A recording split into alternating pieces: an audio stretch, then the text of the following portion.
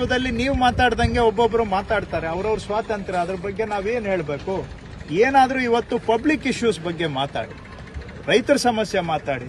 ಈಗ ಏನಾಗ್ತಾ ಇದೆ, ನಮ್ಮ ಮೇಕೆದಾಟು ನೀರು ಇವತ್ತು ಸುಪ್ರೀಂ ಕೋರ್ಟ್ನಲ್ಲಿ ತಮಿಳುನಾಡ್ದು ಅರ್ಜಿ ವಜಾ ಆಗಿದೆ.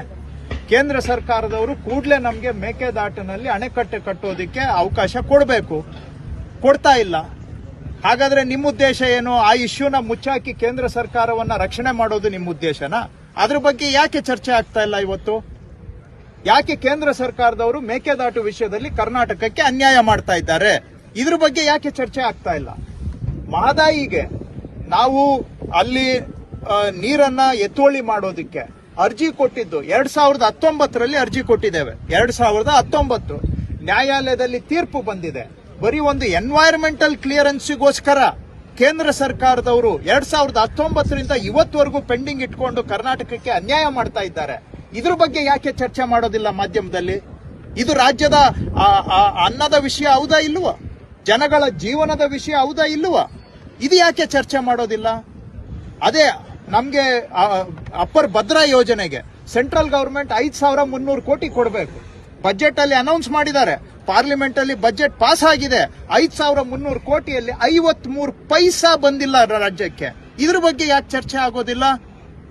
ಈ ತರದ್ದು ನಮ್ಮ ರಾಜ್ಯದ ಹೊಟ್ಟೆಪಾಡಿನ ವಿಷಯಗಳನ್ನ ಚರ್ಚೆ ಮಾಡೋದು ಬಿಟ್ಟು ಕೇಂದ್ರ ಸರ್ಕಾರ ವ್ಯವಸ್ಥಿತವಾಗಿ ಕರ್ನಾಟಕವನ್ನ ತುಳಿತಾ ಇದೆ, ಅನ್ಯಾಯ ಮಾಡ್ತಾ ಇದೆ. ಇದನ್ನ ಎಲ್ಲೋ ಒಂದು ಕಡೆ ಬಚ್ಚಿಡೋದಕ್ಕೋಸ್ಕರ ಇಶ್ಯೂಗಳನ್ನ ಡೈವರ್ಟ್ ಮಾಡಿ, ಜನಗಳ ಅಟೆನ್ಷನ್ ಅನ್ನ ಡೈವರ್ಟ್ ಮಾಡಿ, ನಿಜವಾದಂತಹ ಹೊಟ್ಟೆಪಾಡಿನ ವಿಷಯಗಳನ್ನ ಅವಾಯ್ಡ್ ಮಾಡೋದಕ್ಕೋಸ್ಕರ ಈ ಚರ್ಚೆಗಳು ಆಗ್ತಾ ಇದೆಯಾ?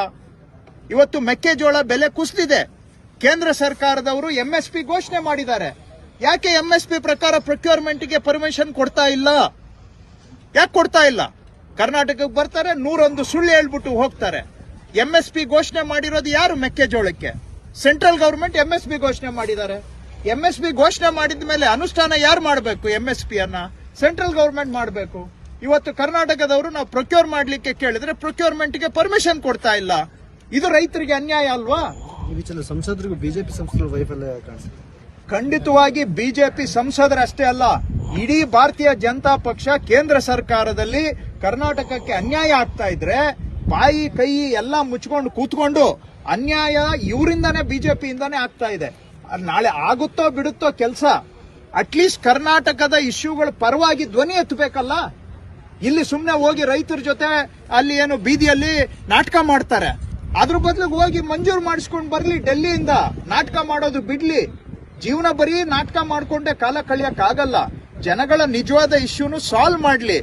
ಅದನ್ನ ಮಾಡೋದ್ ಬಿಟ್ಟು ಇಷ್ಟೆಲ್ಲ ಅನ್ಯಾಯ ಆಗ್ತಾ ಇದ್ರೆ ಈ ವಿಷಯಗಳ ಬಗ್ಗೆನೂ ಚರ್ಚೆ ಮಾಡಿ. ನಿಮ್ಗೆ ಬೇರೆ ವಿಷಯ ಆಸಕ್ತಿ ಇದೆ, ಅದನ್ನ ಚರ್ಚೆ ಮಾಡಿ, ಅದನ್ನ ಬೇಡ ಅಂತ ನಾನು ಹೇಳ್ತಾ ಇಲ್ಲ. ಆದ್ರೆ ಈ ವಿಷಯಗಳು ಯಾಕೆ ಚರ್ಚೆ ಆಗೋದಿಲ್ಲ? ಎಲ್ಲೋ ಒಂದು ಕಡೆ ಇದು ಸಾರ್ವಜನಿಕ ಹಿತದಲ್ಲಿ ಆಗ್ಬೇಕು ಅನ್ನೋದಷ್ಟೇ ನನ್ನ ಸಲಹೆ.